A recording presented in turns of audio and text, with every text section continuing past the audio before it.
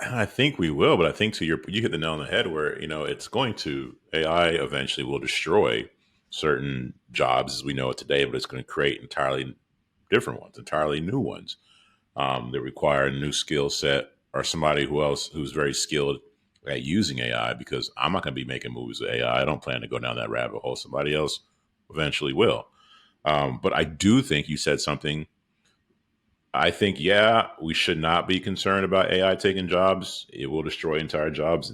But I think that it's going to create some, like I just said. But I also think on the opposite side of that, what else is true is that some people should be worried about their jobs. I think, in particular, Americans. And let me tell you why.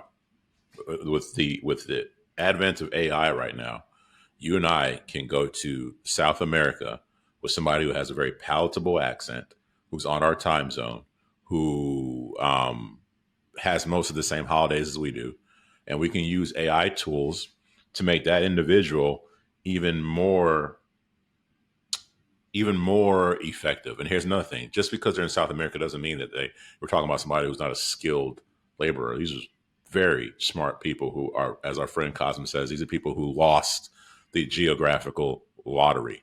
They could be, if they were in this country, they'd be a CEO of some company. They end up working. They end up being born in some town, and or some part of Argentina where they just lost a geographical lottery.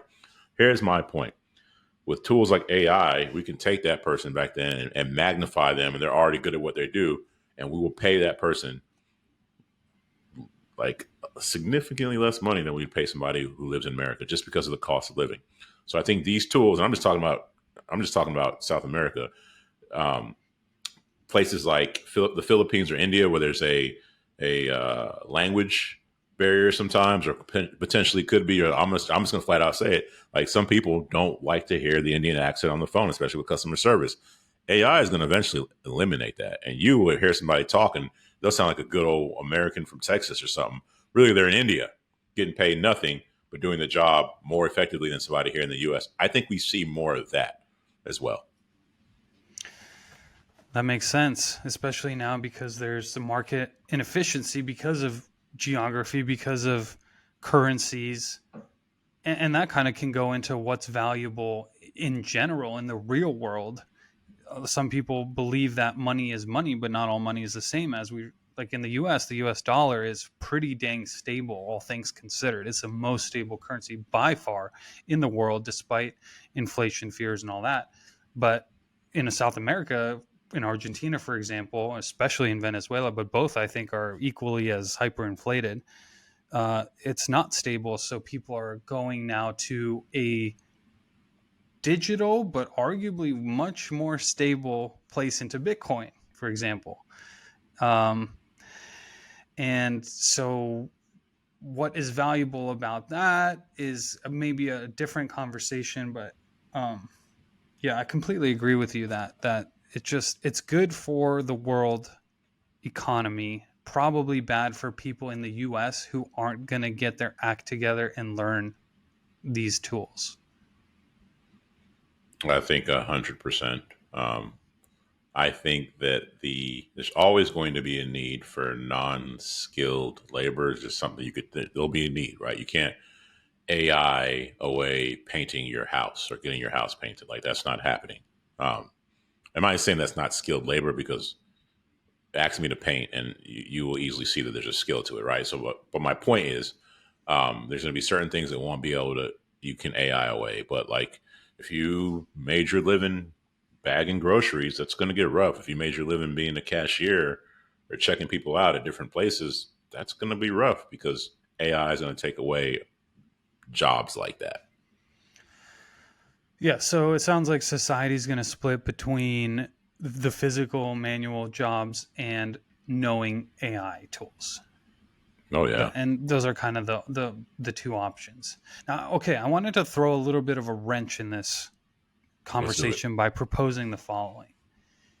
People love new, they love custom, they love um, when something is just pristine, let's say. But I want to throw some world examples at you about what's valuable. Take a painting. from an artist. It could be a very famous artist or even somebody less famous. So a Vincent van Gogh painting, for example, worth hundreds of millions of dollars. The exact same painting, but a replica, is worthless. So, and you can, I mean, go down the list of all these physical things. Now, I don't know how it's going to affect digital, but handbags, trading cards, sports card, Pokemon cards. People like getting handwritten notes. Still, now they want handwritten notes. Back when you can only handwrite a note, it was whatever. And it's like, wow, printing notes, that's cool. But now that printing is the standard, handwritten is the more valuable item. And imperfections, misspellings. We've seen certain landing pages convert better when there's misspellings. And so my question to you is, there's some examples already out there of people preferring handmade despite its imperfections. Are we going to see that with this new future of AI and video and content creation? Are people going to want the imperfections? I think it's going to depend on the context, um, in a lot of different ways. I think yes and no. It just, again, depends on the context. But let's talk about where it may not matter. It's going to be hard to beat a Van Gogh, something that's had a big story that's been around for years on end. Very hard to beat that. It's been around for years. It's going to be hard. But, and I could see why some artists would be panicking about AI and Mid Journey and things like that, as they should, depending on what they do. But I also think, much like, let's take that. There's that eBay story that those journalists who bought those random items from eBay for like $1 or $2 or whatever. Then they relisted them with stories. They're able to sell them for X amount, $30, $40, $50. Same item, right? Just a different story. So I think that in the case of, let's say, AI and art, yeah, it's going to be hard to beat a Van Gogh. But I also think that somebody may have an AI generated image or something and then put some story behind it that just makes it take off. So that, again, you get lost or hypnotized by the story. And although this AI generated thing might took that person 5 minutes, if that, to create, the story behind that image and why they created it and this and that and the other could add a tremendous amount of value to it. That's one perspective. That, what you just said, gave me a wow factor. Wow, I did not think about it this way. You just, going back to our segment, you just reframed completely my entire view on this. No joke. Oh, shit. Because I was looking at this as way simpler, or actually maybe more complicated. Well, either one. I don't know if it's more simple or more complicated, but I was looking at it incorrectly because I was valuing the I wasn't okay, I'll put it this way. I wasn't valuing the story. It's not that the handmade wooden toy with its imperfections is valuable. It's really not. It's the story that Yes. somebody carved it in this way for this reason. Without the story, and so a lot of these, here's what I really realized just now is that in many of these cases the story isn't outright written like a story. It's more inferred. You start making your own story of what's behind this item, what's behind this trading card, or what's behind this handwritten note. It's more like a but well, man, like, you've kind of got my words jumbled because this is such a breakthrough for me.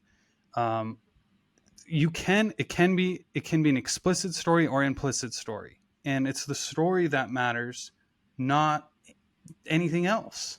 Wow.